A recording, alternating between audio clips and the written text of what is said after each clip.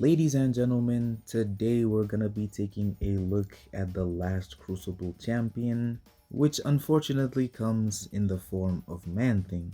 Man-Thing is a very old champion when it comes to the contest, and even though he does have some great utility and does some decent damage, nowadays you pretty much only see him in either the story content or in event quests. He's a champion that was pretty much dead up until we got him as a 7 star, but even though we do kind of have him now, I doubt he'll be seeing much play as an average champion does. But before we get too much into why I think so, let's actually go over all of his abilities first, and then later on discuss why nobody plays him. Me lo voy a comer antes de que llegues allá. Man-Thing is immune to bleed, armor break, as well as armor shatter effects, and any critical hit that is dealt against him will be prevented from dealing any bonus damage. As for his agitation passives, which he gains 5 when he's struck by a champion's attack, or when he hits a buffed opponent with a medium attack, each agitation increases his attack rating by a certain amount, which start to fall off after a certain amount of time, depending on how long it has actually been there for. If the opponent is a hashtag villain or has an active buff on them, his agitation will then take 5 seconds after each increase before they begin to fall off. As for his acidic secretions, each time he makes contact with the opponent, he has a 15% chance based on its current agitation to nullify a buff on the opponent. As for his toxic pustules, whatever you call it, any buff that is on the opponent that is not a toxic pustule has a 100% chance to become a toxic pustule lasting for 15 seconds when it's nullified, and whenever a toxic pustule is nullified, it has a 100% chance to become a poison debuff as well as an armor break debuff. These poisons deal a certain amount of damage over 15 seconds, as well as reduce the regeneration effects by 30%, and the armor break debuffs reduce armor rating by a certain amount, lasting for 15 seconds.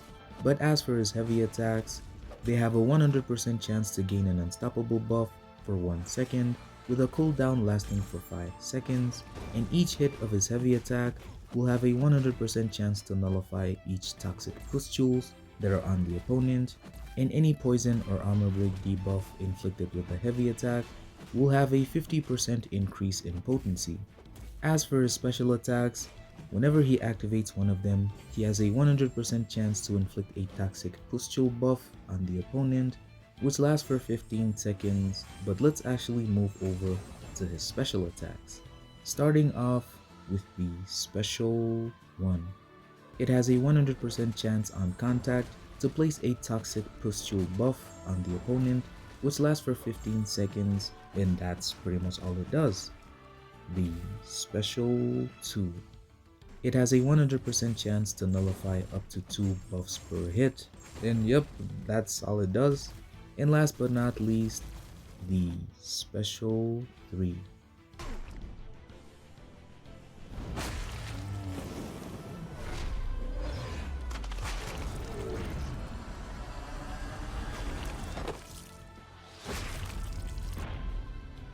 It has a 100% chance to grant him a Fury buff, which increases his attack rating by a certain amount based on the amount of agitation that he has for 30 seconds.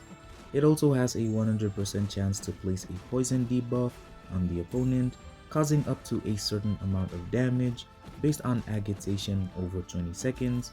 And the last effect is that it has a 100% chance to place 2 toxic pustule buffs on the opponent, lasting for 15 seconds.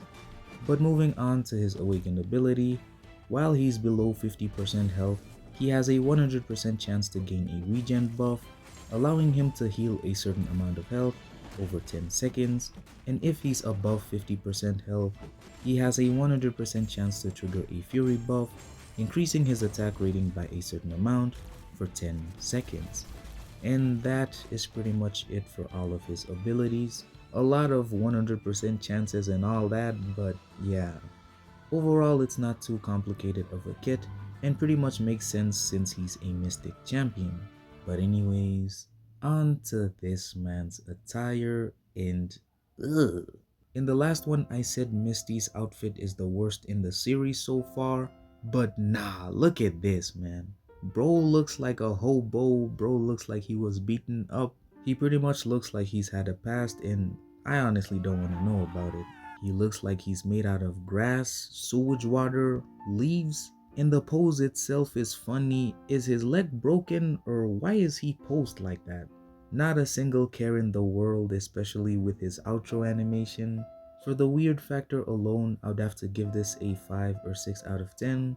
But when it comes to drip overall, I'll be giving this a 2 or 3 out of 10. His SP3 is you punching into his man thing, which I don't really understand. But anyways, on to the topic of why nobody plays him. And for this, it's pretty simple and also very similar to Misty Knight's situation. Man-Thing's value as an attacker is very average if you ask me, and his best matchups is pretty much when the opponent has a lot of buffs. He does deal a lot of damage with the Fury buff, which you only get when you're awakened, but also with the poison as well as armor break combinations. They definitely do help him get the opponent's health down by a lot, but of course when you compare it to other champions, yep, it's not really that great. And this only makes sense because he's pretty much a 5-year-old champion in the game, and over the years we've seen some champions that aren't normal. I myself only have him as a 5-star, so I might be missing something in terms of damage, but I did do some research and saw his damage as a 7-star rank 3, and the numbers weren't really that impressive. Though I might still be missing something, and he might be much better as an attacker than I think. As for his utility, he definitely does have some uses with him being able to nullify buffs, to then turn them into toxic pustule buffs or whatever they're called, and then when he nullifies them, they then turn into poisons. It definitely does make sense and is a very solid way of dealing with buffs, but the problem with this is not really with Man-Thing, but more so the champions that we have now.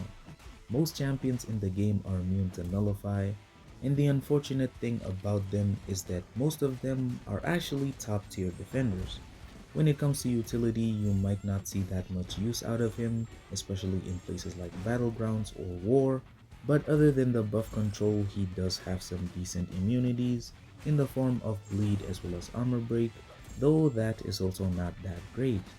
In my opinion, the best thing about Man-Thing is him as a defender. Since he prevents critical hits from dealing any bonus damage, it definitely makes him one of the better defenders in the game. But again, when you think of other defenders that we have in the game, it's clear to see that this man is not in his prime anymore. And also the fact that we have so many busted science champions, like bro, it's not looking good for your boy. But nonetheless, I do think he's a very fun champion, and like I always say in these kinds of videos, it's not always about how good a champion is, but how much fun you can have with your Man-Thing. And that is pretty much it for Man-Thing. Let me know down in the comments what you guys think of him. Make sure to join my Discord group, the link will be down in the description. And yeah, I'll see you guys in the next one.